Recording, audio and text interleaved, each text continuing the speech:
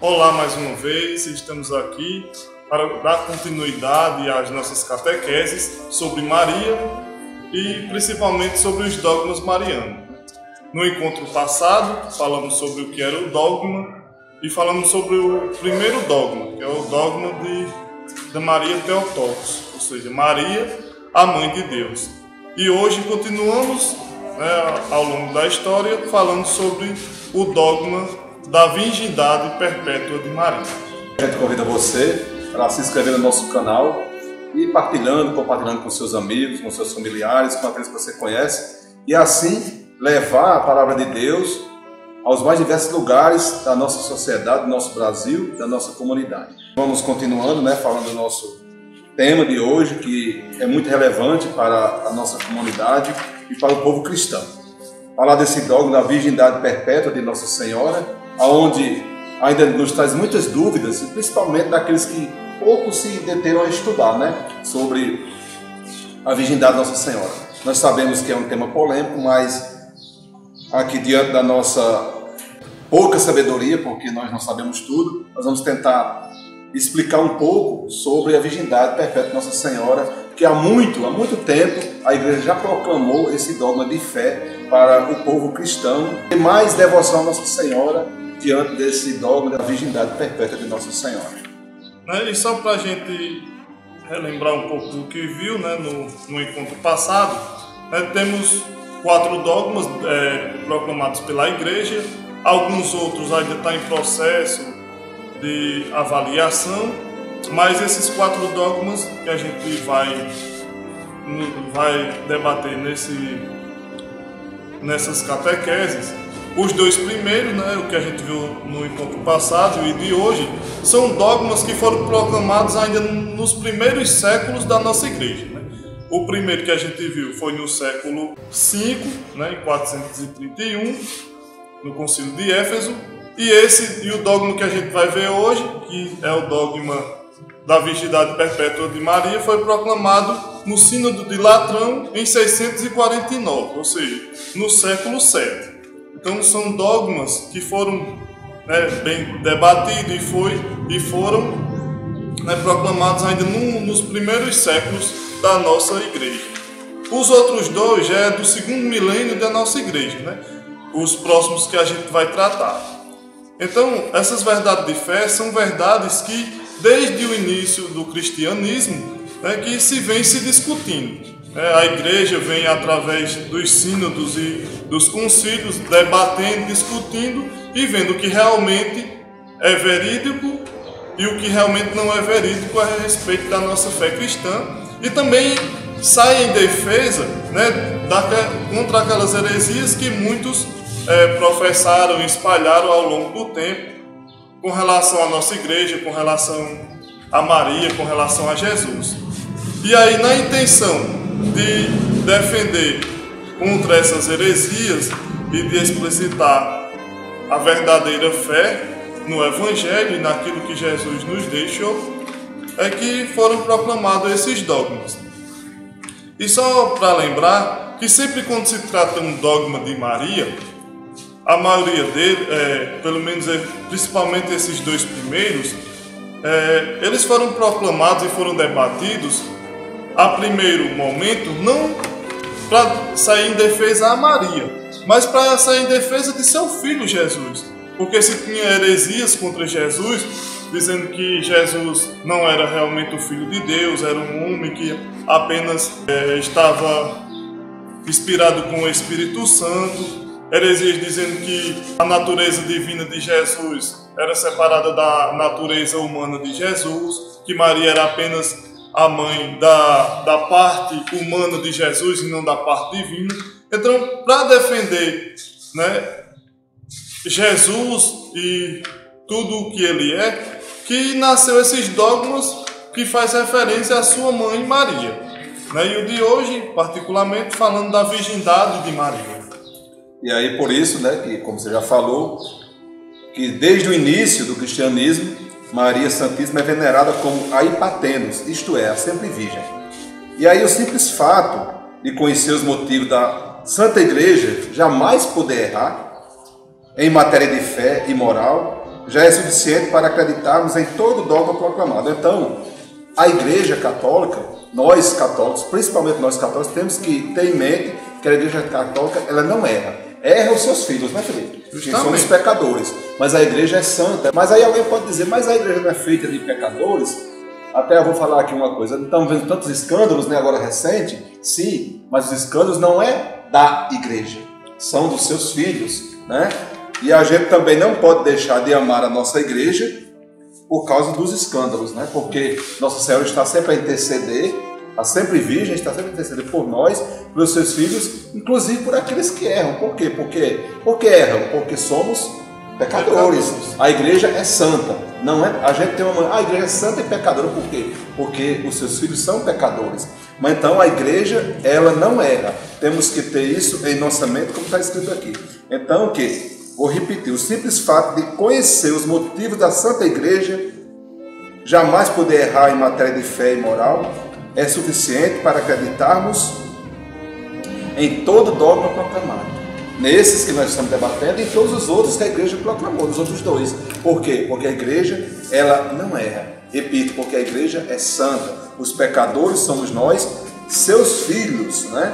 Então, segundo a tradição, a Virgem Maria havia feito um voto de castidade perpétua e assim manteve, mesmo vivendo com São José, como fica claro pela própria afirmação dela. Eu não conheço varão, quando já estava desposada com São José. Quando o anjo anuncia que ela ficaria grávida, mas ela nem cogita a participação de homem algum, pois tinha voto de castidade perpétua. Então, nós podemos ver aqui, no Evangelho de São Mateus, no capítulo 1, no versículo 18, que fala assim: eis como nasceu Jesus Cristo. Maria, sua mãe, estava desposada com José. Antes de coabitarem, aconteceu que ela concebeu por virtude do Espírito Santo.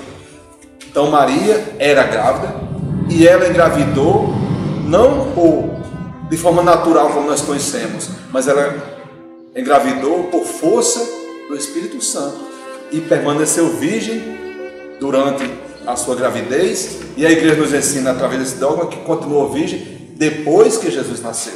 Não é isso, Felipe?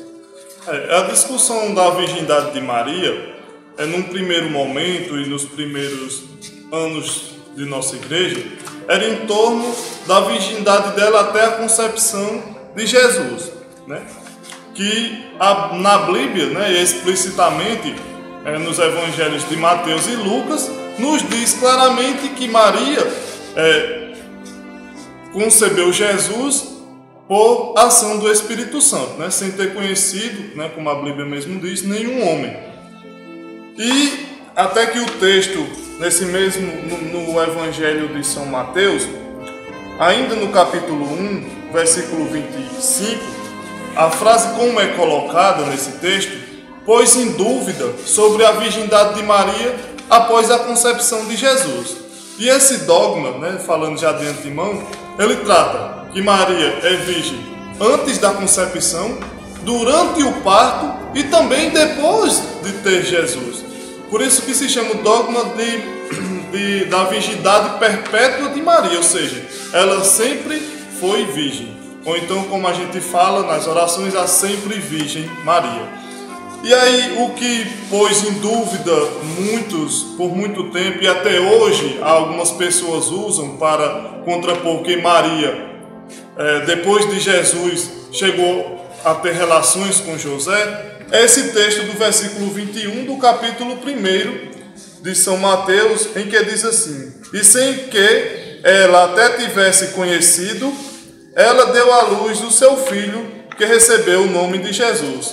Por causa dessa conjunção em que, ou em algumas outras traduções aparece até que, quando se lê apenas esse versículo, né, em particular, sem ver todo o contexto, sem ver toda a construção gramatical, muita gente faz querer crer que até que significasse só até aquele momento. Só que se a gente, para ter uma compreensão melhor das Sagradas Escrituras, a gente deve ter um estudo da gramática no geral, bem aprofundado, e como também ver, né, ler num contexto geral da história. E essa pequena conjunção em que, né, aparece, ou até que, aparece muito na Bíblia. E ela aparece em outros momentos. E muitas vezes, no momento que ela aparece, ela faz relação a coisa que é do passado. Aqui, nesse texto, e nesse contexto, ela afirma algo do presente, mas não fala nada do futuro.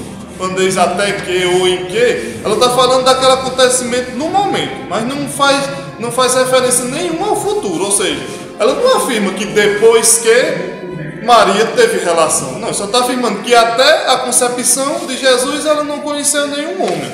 E tem textos no próprio Evangelho de Mateus que faz referência ao futuro, realmente, dizendo que até que no futuro vai acontecer algo. Então é comum essas duas palavrinhas aparecerem juntas na Bíblia, tanto no Antigo Testamento como no Novo, mas que para a gente ter uma compreensão melhor é preciso realmente estudar a gramática do texto e o contexto também, para que a gente não faça suposições inverídicas a respeito do texto. E também a gente tem que entender uma coisa: nós, cristãos católicos, temos que seguir aquilo que a nossa igreja ensina. E quem é que ensina a palavra para nós? O magistério da igreja, com a sua sabedoria, né, guiada pelo Santo Espírito de Deus. E ela nos ensina justamente isso que nós estamos debatendo aqui. Porque Maria, né, ela permaneceu virgem, foi virgem, permaneceu durante toda a sua vida, e a gente tem ela como sempre virgem, né? Então, a nossa igreja ensina e nós temos que acreditar naquilo que ela ensina, não naquilo que a gente escuta por aí, né, de algumas pessoas que vão atrás de outros ensinamentos. Até mesmo às vezes a gente católico gosta de ir atrás de outros ensinamentos, que não é legal. A gente tem que ir atrás do ensinamento daquilo que a nossa igreja ensina, para depois não estar com dúvidas, né? E a gente está nessa catequese aqui para ir tirando as dúvidas, né, sobre essas coisas tão complexas que tem na nossa igreja, que nos deixam muitas vezes dúvida. Continuando aqui, vai falar um pouco de São José, que diz assim: a intenção de São José, quando, é claro, ele soube que Nossa Senhora estava grávida e ele não tinha tido nenhum relacionamento carnal com ela, claro que ele ficou perturbado, porque ele também era humano, mas era um homem justo, né? E aí a intenção de São José era deixar Nossa Senhora e assumir a culpa diante da sociedade de ser o pai de que fugiu. Não fosse o anjo, ele o faria. Nós sabemos que São José também teve em sonho, né, a visão do anjo. Quando o anjo revela que Maria concebeu do Espírito Santo, São José compreende que Maria é do Espírito Santo e não dele, e compreende sua missão de proteção da Sagrada Família. Que honra São José teve de venerar Nossa Senhora como aquela que foi escolhida. E como homem santo nunca desejou tocar em Maria, pois a venerava como a mãe do Salvador. Assim diz São Jerônimo, tradutor da Bíblia Vulgata e doutor da Igreja: eu brado ainda mais que José, ele mesmo aceitou que Maria era virgem. Porque se como homem santo, a conclusão é que aquele que foi julgado digno de ser chamado Pai do Senhor permaneceu casto. Isso para dizer para nós que São José foi fiel a Maria, e antes de ser fiel a Maria, ele foi fiel a Deus. Porque ao ouvir em sonho, ter em sonho aquela mensagem do anjo que Nossa Senhora estaria grávida do Espírito Santo, ele respeitou a vontade de Deus na vida de Nossa Senhora, como nós acabamos de ler. Que São José compreendeu que Maria era de Deus, era do Espírito Santo e não dele. E que a missão dele era simplesmente, olha, simplesmente é demais, né? Mas era cuidar do Filho de Deus, ser pai de Jesus adotivo. Olha que missão grandiosa, que aceitou, né? Talvez um de nós não aceitasse essa missão, né?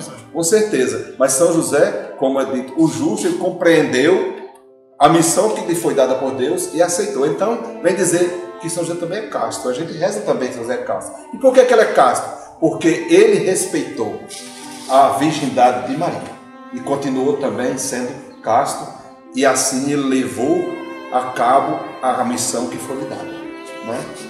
E a gente tem que levar em consideração, olhando pela luz da nossa razão, né, o que significa, o que seria essa concepção virginal de Maria. O dogma que proclamou Maria como mãe de Deus, ajudou, que foi antes, alguns anos antes desse dogma da virgindade de Maria, ajudou também a reforçar mais ainda esse dogma que hoje nós vemos. Da seguinte forma, se Maria é a mãe de Deus, se Jesus é Deus, então não faria sentido Deus vir ao mundo de uma maneira igual aos homens, Embora Jesus fosse homem, mas ele era Deus também. Então a virgindade de Maria representa algo novo, que era uma virgindade não para o mundo, mas para Deus. Então Deus quis vir ao mundo através de uma mulher, mas de uma mulher virgem, pura, que Maria também representa a igreja nascente. Os novos membros da igreja são a nova igreja que nasce purificada. E essa purificação da igreja, do novo povo de Deus, começa em Maria, ela sendo virgem. Como é que Deus iria vir ao mundo da mesma forma que os homens também vêm? E daí também chega ao caso em que foi discutido o parto de Maria. Em nenhum parto da Bíblia diz que Maria sofreu como as mulheres sofrem. E a gente tem que lembrar que Maria, como diz a Escritura, é a nova Eva. Então Maria foi guardada daquela culpa que Eva colocou à humanidade. Eva e Adão, os homens antigos, nossos pais antigos, eles pecaram e por causa do pecado sofreram penas. E Deus, quando envia seu Filho ao mundo para nos livrar dessa pena, ele já instaura um tempo novo na humanidade. Ele veio para restaurar a humanidade que estava perdida, que estava desgastada por causa do pecado.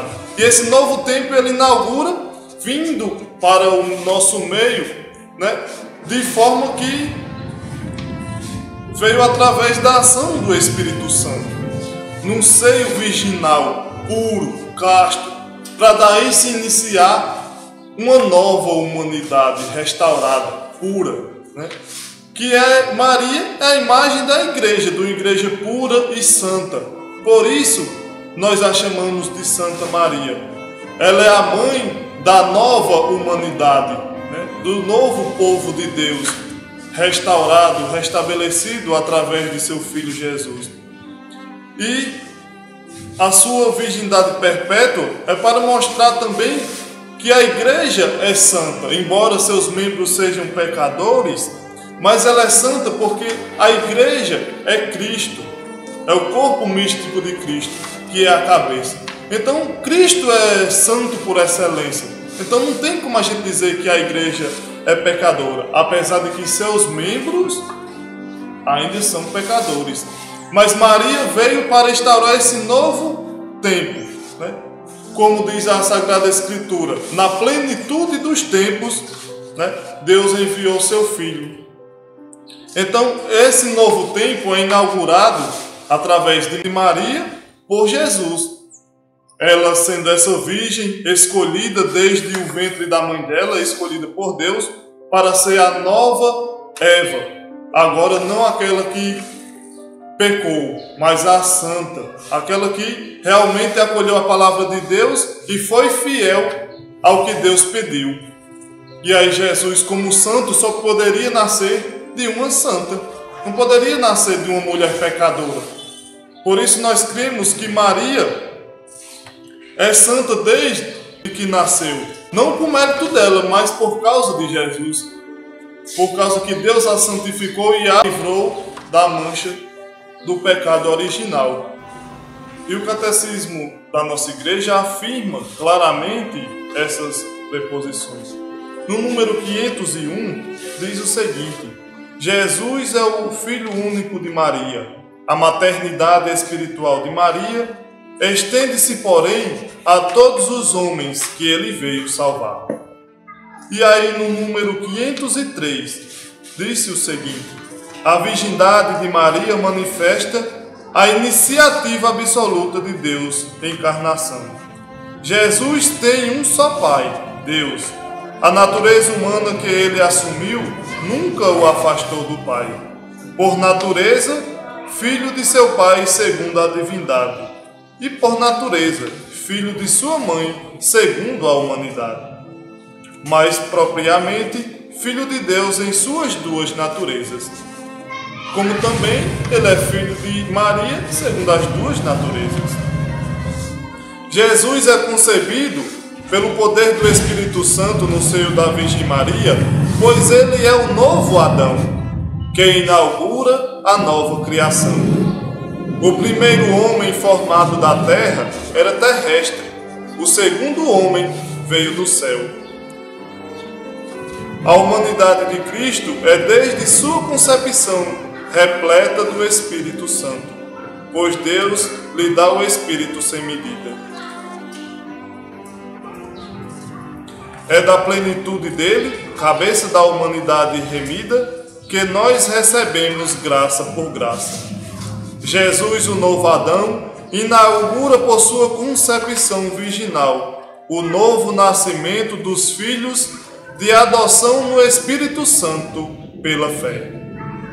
A participação na vida divina não vem do sangue, nem da vontade da carne, nem da vontade do homem, mas de Deus.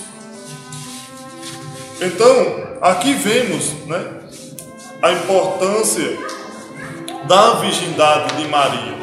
Como a gente já falou, Maria é virgem antes da concepção, durante o parto e depois, porque isso significa a grande graça que Deus derramou em sua vida, em que essa sua virgindade nada mais é do que um sinal de sua fé em Deus, de sua entrega, de seu comprometimento, de sua fidelidade ao Salvador.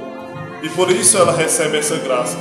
E essa graça é também por Jesus. Como é que nosso Deus iria vir ao mundo de uma forma errônea, nascer de uma mulher qualquer, de uma mulher pecadora? Não. Se ele é santo, ele não poderia ser manchado com um nascimento através de uma pecadora, mas sim vindo de Maria, a santa desde também de sua concepção.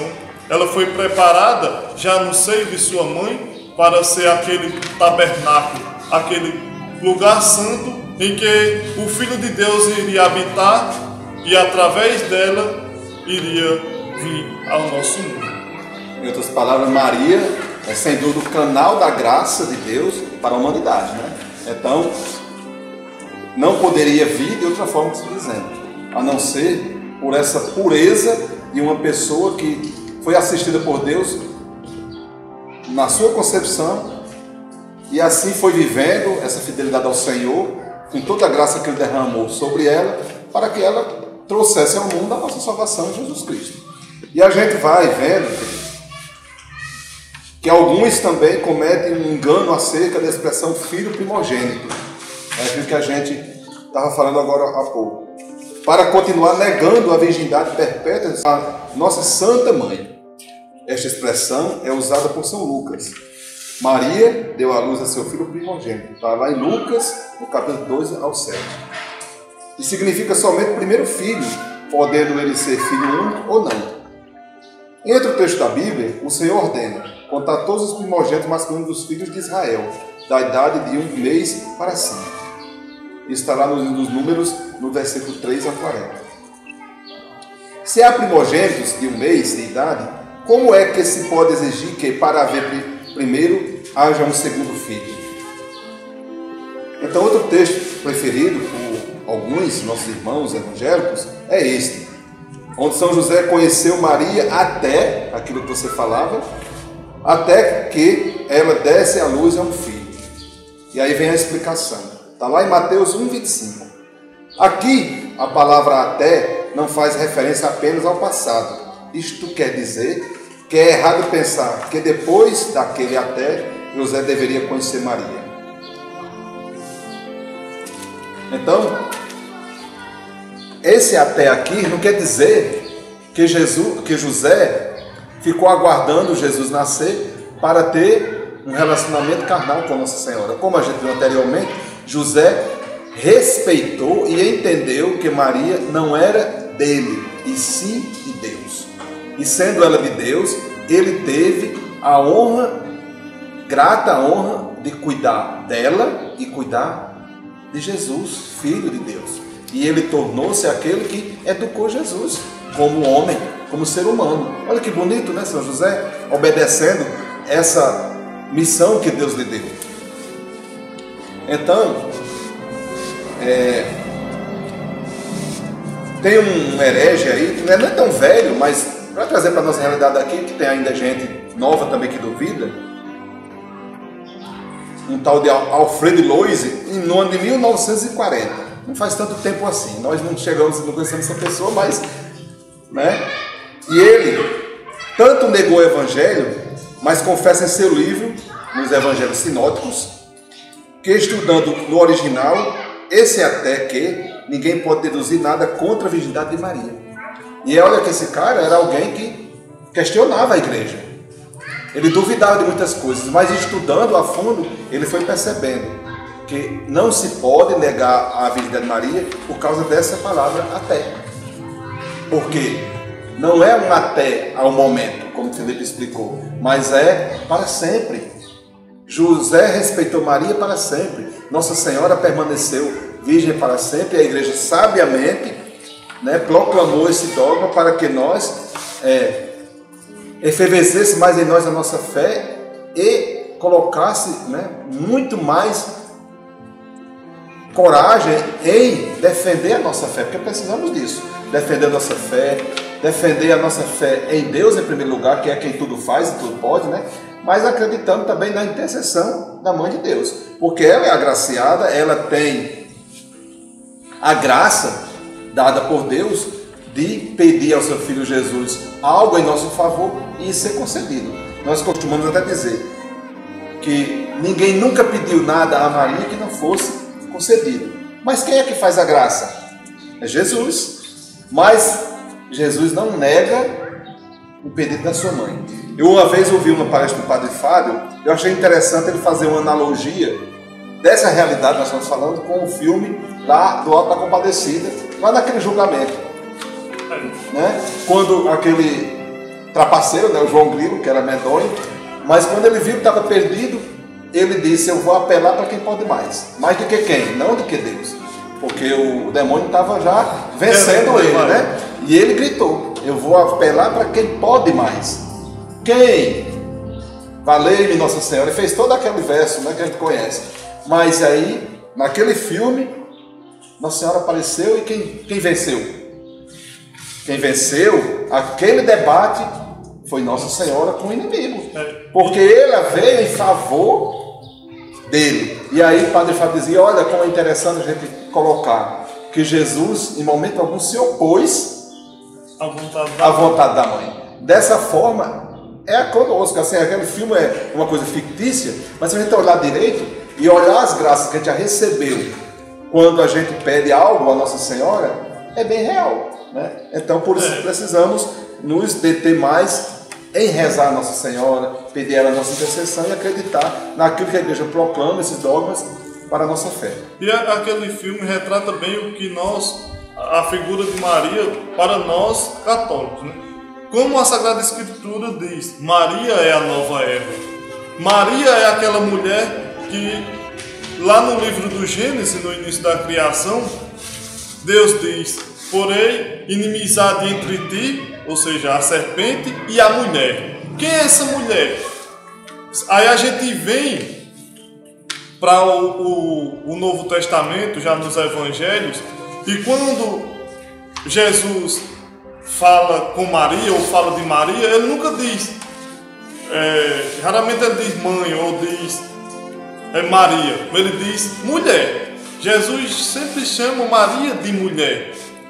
Lá no momento no Evangelho em que Jesus é crucificado e Maria está junto com o discípulo amado de Jesus, João, quando ele vai falar com Maria, dando ela como mãe a João e dando João aos cuidados de Maria, ele não chama Maria de mãe ou de Maria, ele chama de mulher, justamente para fazer referência àquela mulher que lá no Antigo Testamento, no início da criação, Deus havia falado. E por isso que Maria é esta mulher, né? A mulher que inaugura um novo tempo, a mulher que vai combater a serpente, ou seja, o demônio. E aí no livro do Apocalipse, que é o último livro da Sagrada Escritura, fala dessa mulher lá, que essa mulher, a mulher que tem a lua debaixo dos pés e na cabeça uma coroa de 12 estrelas, que está lá combatendo o dragão que quer destruir, né? Essa mulher é Maria, que também é a igreja, quando fala de mulher, porque Maria, né, é a representação da igreja, da nova igreja, né, desse novo povo de Deus, da nova Jerusalém. Maria é essa figura que representa a igreja. E por isso esse filme retrata tão bem Nossa Senhora, né? E nós vemos o quão ela é importante para a história da salvação e o quanto ela continua sendo importante na nossa vida. E é por isso que é importante nós conhecê-la melhor, cada vez melhor, entender quem foi Maria e quem é Maria na vida da igreja, na nossa vida, qual o papel dela na história da nossa salvação. É tanto que, voltando ao tema da virgindade de Maria, já nos primeiros anos da nossa igreja, os padres da igreja, né, ou os pais da igreja, já faziam menção à sua virgindade. O primeiro deles, saindo dos evangelhos de Mateus e Lucas, é Santo Inácio de Antioquia, que viveu no ano ali de 35 até 107, ou seja, no primeiro século da nossa igreja. Depois dele veio também Hipólito de Roma, no segundo século. Temos também Santo Irineu de Lyon, Justino, no segundo século, Tertuliano, que já afirmava essa virgindade de Maria. Apesar de que nesse período ainda não se falava muito da virgindade de Maria depois da concepção de Jesus, mas que Maria deu à luz virgem, já se tinha certeza, a igreja já afirmava. E aí, ao longo das discussões que vai passando o tempo, né, a partir de alguns concílios já se discutia a virgindade de Maria no parto, a virgindade de Maria depois, né? E é por isso que essa virgindade depois às vezes é contestada, porque em algumas passagens dos evangelhos cita muito os irmãos de Jesus. Mas é bom lembrar que nenhuma parte cita os filhos de Maria. E essa questão de irmãos de Jesus é também uma questão de gramática, porque na língua hebraica não existia uma palavra para definir irmão, primo, parente. Tudo era chamado de irmão, né? E aí por isso que nos evangelhos aparecem os irmãos de Jesus, mas em nenhuma parte diz os filhos de Maria. Em nenhuma parte fala Maria tem outro filho além de Jesus. A gente pode ler aqui que lá aos pés da cruz, né, estava sua mãe, a irmã de sua mãe, Maria, esposa de Cleófas, e Maria Madalena. E aí a gente vai lendo algumas coisas, né? Maria, esse Cleófas, provavelmente era primo de Jesus. Maria Madalena já sabe quem é, né? Então Maria, que estava aos pés da cruz, estava lá Maria, a irmã de Maria e a mãe de Jesus. Então, não fala em algum momento que Maria estava lá com outros filhos biológicos. Aí vem dizer aqui nesse artigo que a gente está lendo.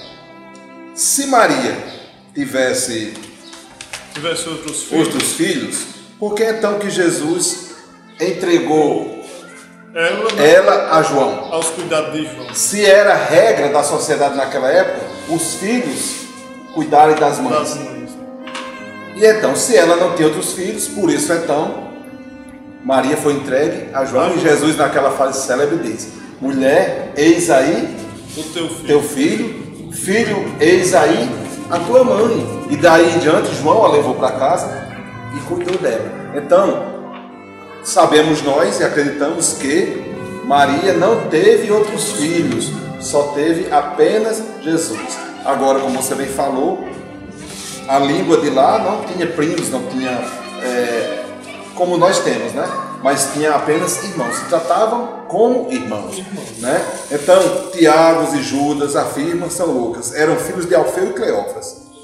Muitos desses que a Bíblia diz irmãos de Jesus, em outras passagens, falam de quem realmente eles são filhos, né? Exemplo que você citou aí. De Cleófas, João, Tiago, entendeu? Aqui onde está. Tiago, Judas.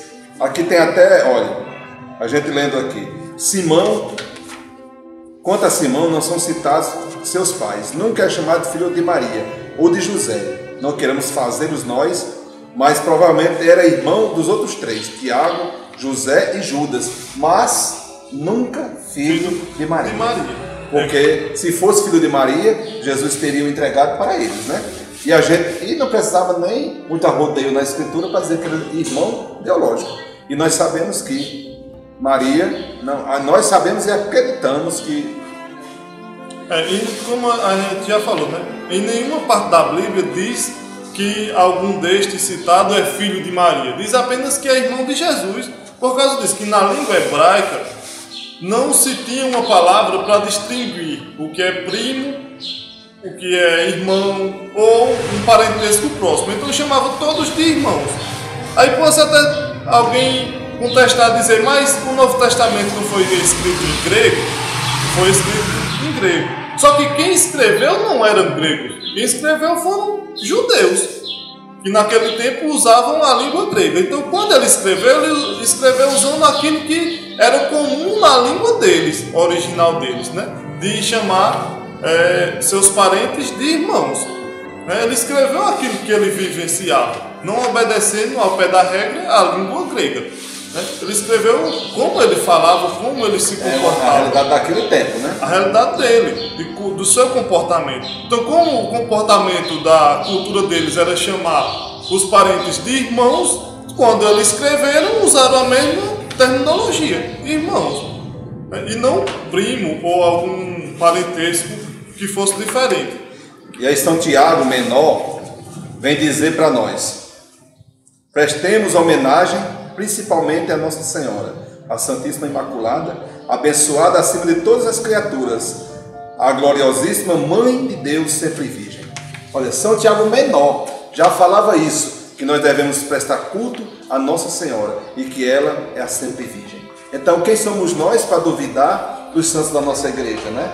Nós temos que acreditar neles, né? Como você já citou aqui, Hipólito de Roma, Irineu de Lyon, Inácio de Antioquia, são homens sábios que viviam de oração, que viviam de estudos e por isso chegaram a essa conclusão, né? E nós estamos aqui para que nós também vamos tirando um pouco as nossas dúvidas em relação a Nossa Senhora, a sempre Virgem, a Senhora de Fátima, como nós chamamos aqui da Senhora. E Santo Inácio de Antioquia disse para nós: o príncipe deste mundo ignorou a virgindade de Maria e seu parto, da mesma forma que a morte do Senhor.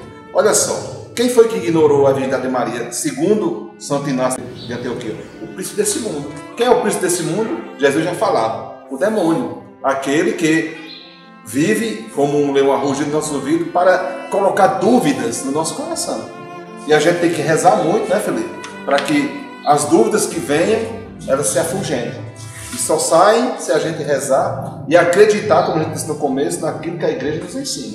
E é uma das coisas que a gente tem que acreditar, dentre tantas, é na virgindade perpétua de Nossa Senhora. Ela que, com certeza, foi, permaneceu e será sempre virgem para nós católicos. Então, Santo Inácio de Antioquia vem fazer esse alerta para nós. Que se o príncipe desse mundo duvidou, para quê? Para que a gente também duvide. Até eu me arrisco a dizer que é por isso que tem tanta gente, inclusive católico, que duvida de Nossa Senhora, das coisas que ela, pela sua intercessão, não ela, porque ela não é Deus, é capaz de realizar nas nossas vidas, né?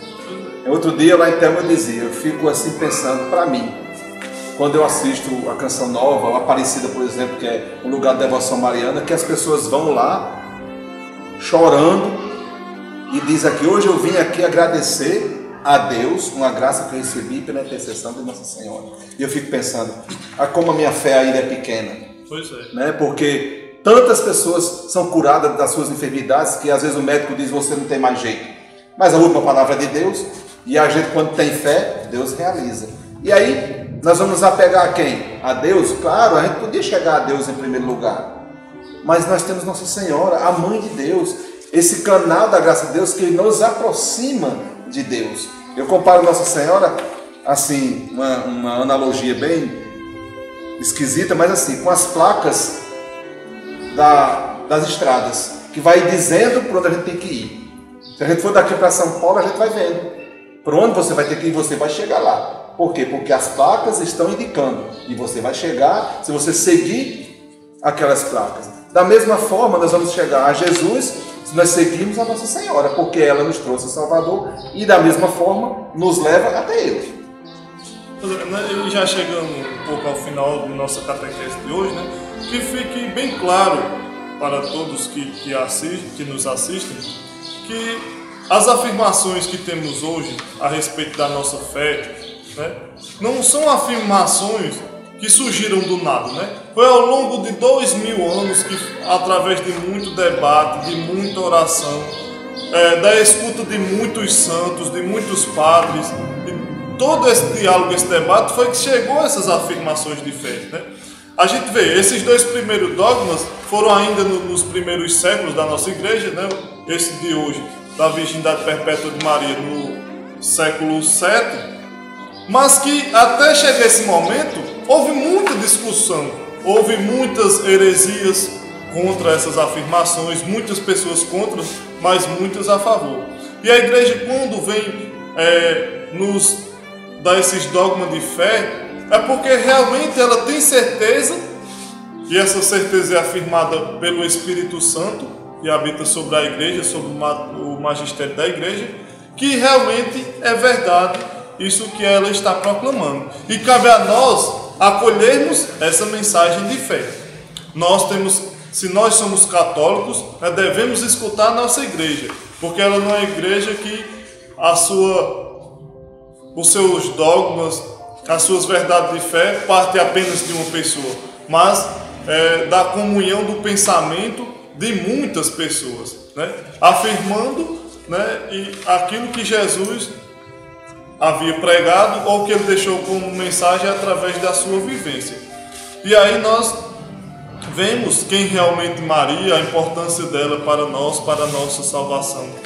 E a cada vez que a gente se debruça a estudar um pouco sobre Maria, nós conhecemos realmente como ela é e como ela é importante. Como já havia falado no encontro passado, né, há muitas maneiras de se chegar a Jesus.